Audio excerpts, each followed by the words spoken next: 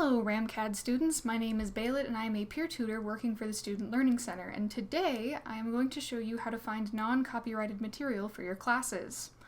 Now firstly, what does copyright mean?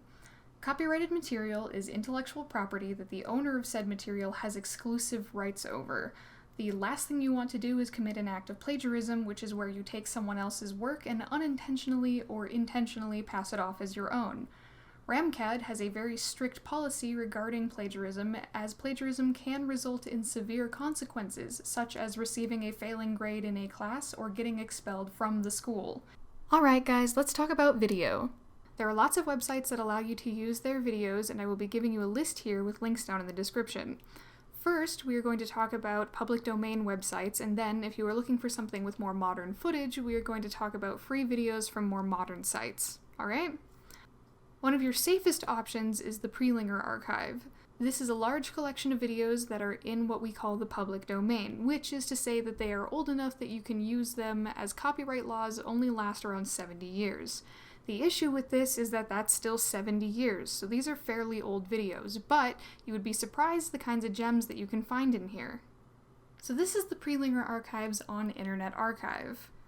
As you can see over here by the sidebar, there's a lot of different ways to filter out all of the content inside of this archive. I think that the best way to go about it, though, is to use the search function first. We can type in, say, car.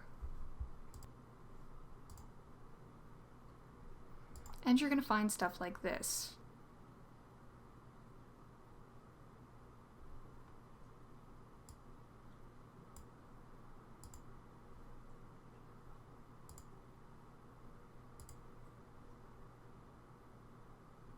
A fairly handy thing about this website is that it does tell you things like the publication date and where it came from, like for example that this is from General Motors.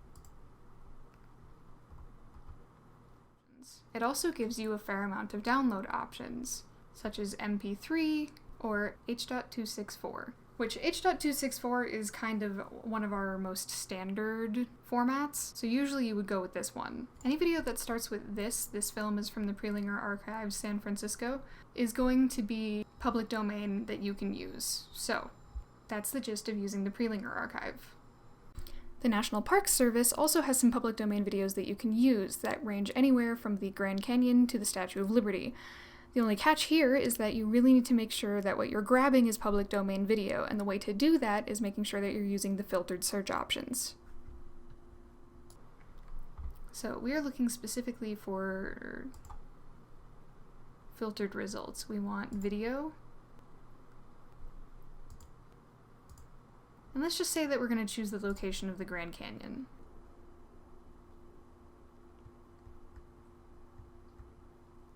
Now notice how this website is set up, where on the side of these videos it shows you type, credit, duration, date taken, and the site. And notice how on this first video here under credit we have the National Park Service video and then a name. This one is more likely to be owned by the National Park Service, and hence more likely to be in the public domain. Though it's also nifty because down at the bottom of this site they do list their copyright and usage information. Multimedia credited to National Park Services without any copyright symbols are public domain. Multimedia credited with a copyright symbol indicating that the creator may maintain the rights to the work, or credited to any entity other than the National Park Service, must not be presumed to be public domain. Contact the host park or program to ascertain who owns the material. As far as I can see, I am not seeing a copyright symbol, which is that little C with the circle around it in this general area. Let's check the video itself.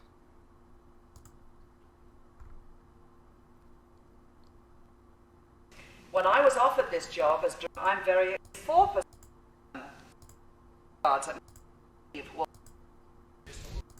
They need to. My husband in the morning. All right, Mr. Okay, it seems like this video in particular is actually a recorded meeting, which isn't quite what we're looking for. Go back to previous page.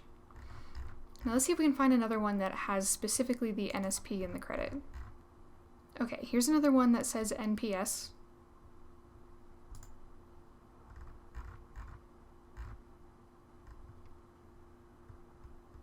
I am not seeing a specific copyright symbol.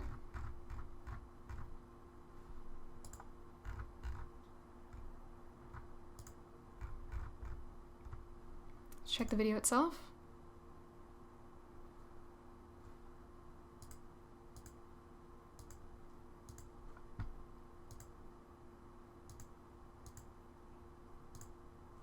Alright, as far as I can tell, this one is probably not copyrighted and we would probably be able to use this one. This site is a little trickier and you have to be a little bit more aware of what you're doing, so just be aware of that if you choose to go this route. The Library of Congress also has free videos for you to use. These you have to check and make sure that they were created by the Library of Congress and that the footage was not simply like provided to them. But the best way to kind of go about that is we can first start with a keyword. So let's say for this one, sleep. Now, before we start digging into the actual things that are thrown up here, let's scroll all the way down to, we want the contributor to be the Library of Congress, and as you can see, it'll show that there are 69 results. We can filter this further by making sure that we want this to be in video format, and then we can just kind of click through these and, you know, watch and listen to them. There's going to be mostly people speaking in these, but sometimes there is useful information that you could use for your assignments here. Just gonna click on one of these. This is a 39-minute video.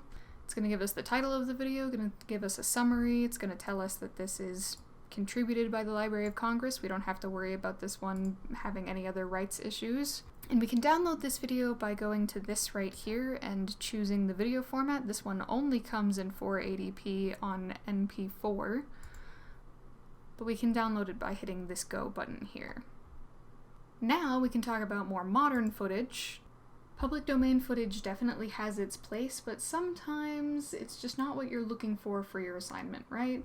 My first recommendation and my personal favorite is Pixabay, and this is what Pixabay looks like. This is pretty easy to use. It is a free image and free video stock website. Here we can go in and we can specify that we want a video over an image. Type in something that we want, so let's say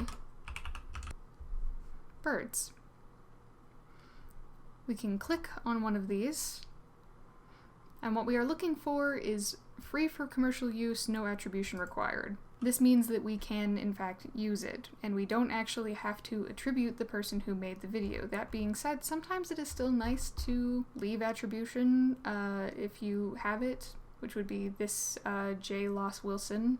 Even though it's not required, sometimes it is nice and your professors probably prefer it. But we can download this video for free. As you can see, it is of just a bird. And Pixabay tends to give us a lot more options, so we can download this video anywhere from 640 to 360 all the way up to 920 by 1080, which 920 by 1080 is kind of what we would usually want. Most videos on Pixabay are under this Pixabay license, which is this free for commercial use, no attribution required, but you should always double check before you download a video. We can click on this and we can read the Pixabay license, and here's an overview of what Pixabay content can and can't be used for. You can use all of the images, videos, and music free for commercial and non-commercial use across print and digital, except in cases when it is not allowed. Attribution is not required, giving credit to artist or Pixabay is not necessary, but it is always appreciated. You can make modifications to the content that you get from Pixabay, which is to say, you could take a video, you can put filters on it, you can, play it backwards, put it in your video, change it, You cannot redistribute or sell Pixabay content to other stock or wallpaper platforms. You cannot sell unaltered copies of the content. You can't portray identical people in a bad light. And you cannot use the content with identifiable persons or brands to create misleading association with a product or service. For the most part, you art students are not going to have to worry about this. And Pixabay tends to have a lot more interesting options with much higher quality footage, which is why I prefer them personally. My second favorite is probably Pexels, which is very, very similar to Pixabay. Down here we can change this over to videos. And let's say for this one we look up like a park. Lots of videos about parks here.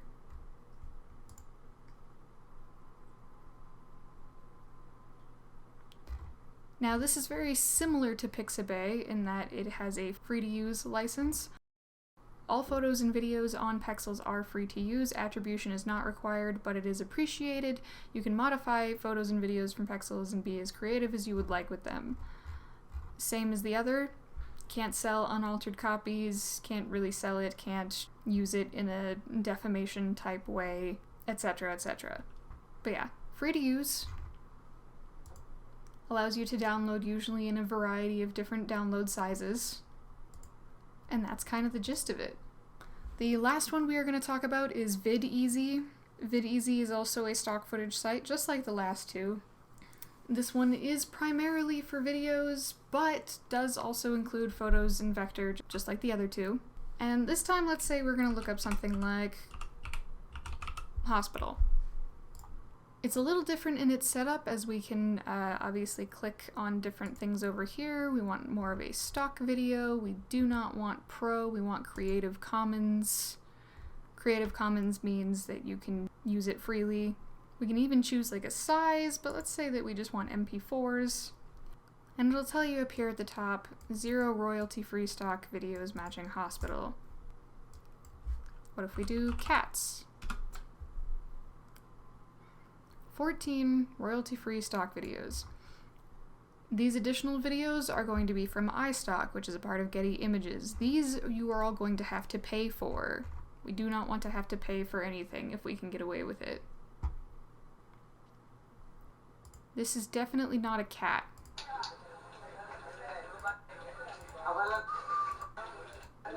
But someone tagged it as cat. But yeah, Creative Commons means you are free to use this file however you want, but you must provide proper attribution according to Creative Commons guidelines. You can learn more about the license if you go to the license page. We don't have to do that. Point being, videos from VidEasy do require attribution.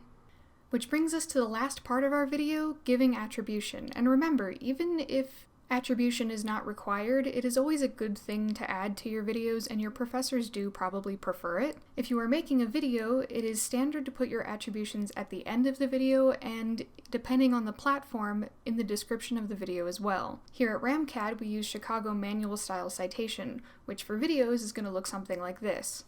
Author, title of video, website, running time, publication date, and the URL. Now, for example, if we were to credit J. Loss Wilson from earlier in the video, it would be J. Loss Wilson, Bullfinch, Pixabay, 14 seconds, April 14th, 2016, and then the URL. And that concludes today's video. If you have further questions about citation, always feel free to reach out to the Student Learning Center, and thank you for watching.